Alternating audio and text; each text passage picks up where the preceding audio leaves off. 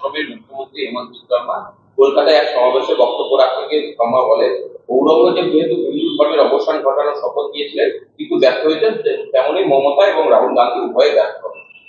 দেখুন, হিন্দুদের কেউ ঠিকা নিয়ে বসে আছে, বিজেপি কবে হিন্দুদের ঠিকা নিলে আমাদের জানা নাই। আমরা বিজেপিকে হিন্দুদের দলই মনে করি না। হিন্দুদের কোনো দল হয় না, হিন্দুদের কোনো দল না। হিন্দু মানে পৃথিবীব্যাপী হিন্দু। হিন্দুদের জন্য আলাদা কোনো রাজনৈতিক দল হয় না, ধর্মের জন্য কোনো রাজনৈতিক দল হয় না। এরা ধর্মকে ভাঙিয়ে খায়, ধর্মকে ভাঙিয়ে বড় হয়, ধর্মকে ভাঙিয়ে জিততে চায় নির্বাচন, ধর্মকে ভাঙিয়ে সরকার করতে চায়। মানুষের জন্য এরা ভাবে না। কে কি বলছে না বলছে এসব লোকের সম্পর্কে জানুন। এলাকায় এরা আসামের জন্য কি করেছে ওকে আগে বলতে হবে। এত হিন্দু প্রেমী, ওকে আগে বলতে হবে যে আসামে এনআরসি করেছেন আপনারা, কত হিন্দুকে বিদেশি চিহ্নিতকরণ করেছেন বলুন। আমি হিসাব দিচ্ছি। আসামে বিদেশি চিহ্নিতকরণ করা হয়েছে, সংখ্যা হচ্ছে 19 লাখ, 14 লক্ষ হিন্দু, 5 লক্ষ মুসলমান। সেখানে ডিটেনশন ক্যাম্পে রেখে দেওয়া হয়েছে, ছেলে মেয়ে সবাইকে একসঙ্গে। তাদের হাইজিনের ব্যবস্থা নেই। আগে এই বিশ্ব শর্মা এসে বাংলার মানুষকে বলুন যে এনআরসি আপনি আসামে প্রয়োগ করেছিলেন, ভারতবর্ষের কোথাও এনআরসি হয়নি, হবেও না, কারণ আইন নেই।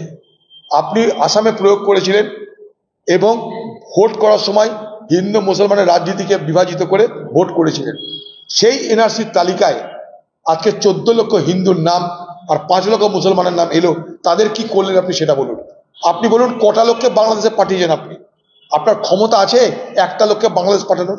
আপনাকে আমি চ্যালেঞ্জ করছি, আপনি একটা লোককে বাংলাদেশে পাঠান, একটা, যারা অনুপ্রবেশকারী, একজনকে পাঠান। আপনার ক্ষমতা নাই। আপনারা এগুলো আসামকে বিভাজিত করেছেন, বাংলাকে মমতা বিভাজিত করছে। আপনারা আর মমতা মিলেমিশে বিভাজিত হবে বাংলা। এই বাংলা বিভাজনের দুটো শক্তি, একটা টিএমসি, একটা বিজেপি। ঘোষণা করার পর থেকে বিধায়করা বাড়ি বাড়ি এখন আধার কার্ড, ভোটার কার্ড সঙ্গে আপনার লিস্ট নিয়ে মানে ভোটার চালানোর একটা।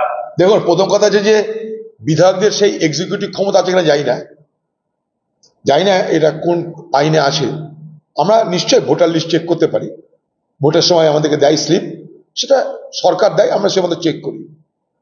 পশ্চিমবঙ্গে এগুলো করার পিছনে একটা গুরু উদ্দেশ্য আছে, সেটা এই আমি একটু আগে বললাম যে বাংলায় প্রত্যেক পরিবারে কতজন মৃত তার তালিকা বার করা, কতজন শ্রমিক পরিযায়ী তার তালিকা বার করা, ভোটের সময় সেগুলোকে ছাপ্পা মারা। আমি সব বলে দিয়েছি, ছাপ্পা এই বাংলার তৃণমূলের রাজনীতির একটা বৃহৎ অংশ ছাপ্পা। বুথে বুথে যাতে বিরোধী দলের কর্মীরা বসতে না পারে, আমি নিজে সাক্ষী, কংগ্রেসের এজেন্টরা যাতে বসতে না পারে, তার জন্য তৃণমূল পুলিশ মিলেমিশে সন্ত্রাস চালায় ভোটের আগে থেকে। আর ভোটের দিন এইভাবেই মৃত ব্যক্তি, না থাকা ব্যক্তি, পরিযায়ী শ্রমিক, তাদের নামের তালিকা তৈরি করে ভোট দেওয়া হয়। এই তালিকা এখন থেকে তৈরি করে বুথে বুথে পাঠিয়ে দেওয়া হবে, ভাই তোদের এখানে এত ভোটার আছে, এগুলো যেটা ভুয়া ভোটার তৈরি করে রাখ, এগুলো জালি ভোট দিতে হবে।